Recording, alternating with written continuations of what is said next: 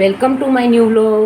તો આજે હું તમને મિક્સ નટ બરફી દેખાડવાની છું. તો એની માટે મેં મિક્સ નટ્સમાં આ મેં સિંગદાણાને સાવ ધીમા તાકે શેકી અને પછી એને શેકીને એના ફોતરા કાઢી લીધા છે. એક મોટો વાટકો એટલે કે બદામ અને કાજુથી ડબલ મેં સિંગદાણા લીધા છે. એની સામે મેં એક વાટકો મિશ્રી લીધી છે. એની સામે મેં એક વાટકો જળ લીધું છે. આ ગાર્નિશિંગ માટે મેં પિસ્તા લીધા છે. આ ગુલાબની ડ્રાય ગુલાબની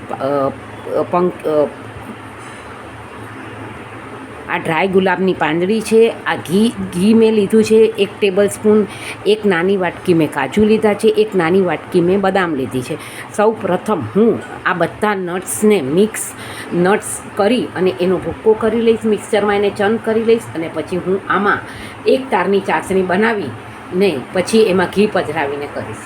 અને મેં આ વાસણને ઘીથી ગ્રીસ કરી લીધું છે. મારે જેમાં મિક્સ નટ્સની જે બરફી પાથરવાની છે એને પણ મેં ઘીથી ગ્રીસ કરી લીધું. તમે જોઈ શકો છો કે આપણો આ મિક્સ નટનો મેં પલ્સ મોડ પર રાખીને મિક્સરમાં એને ચર્ન કરી લીધું છે.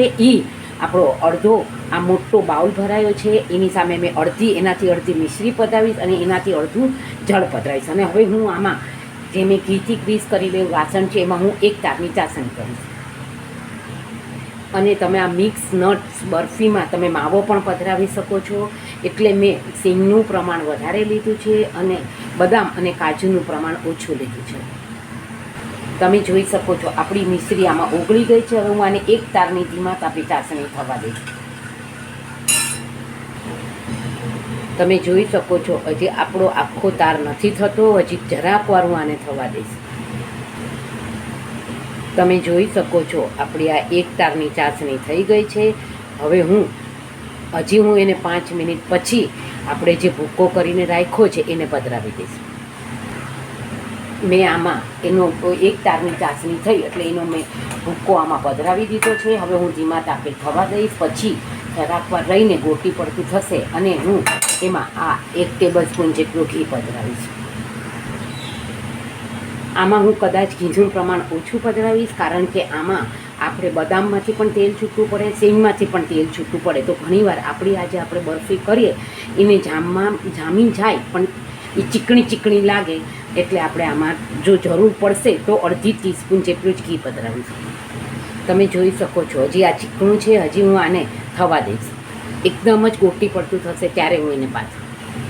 હવે હું આમાં 1/4 ટીસ્પૂન જેટલું ઘી પધરાવું છું.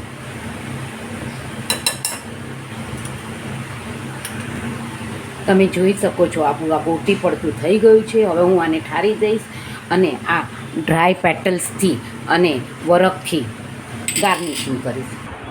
તમે જોઈ રહ્યા છો કે આપણી આ મિક્સ નટ બરફી તૈયાર છે અને એકદમ સરસ પથરાઈ ગઈ છે. હવે હું આને થોડીક 2 મિનિટ પછી એને ગાર્નિશિંગ કરીશ. તમે જોઈ શકો છો આપણી આ મિક્સ ડ્રાયફ્રૂટ બરફી એટલે કે નટ્સ બરફી તૈયાર છે. Thank you for watching my video. Like, share and subscribe. C you tomorrow.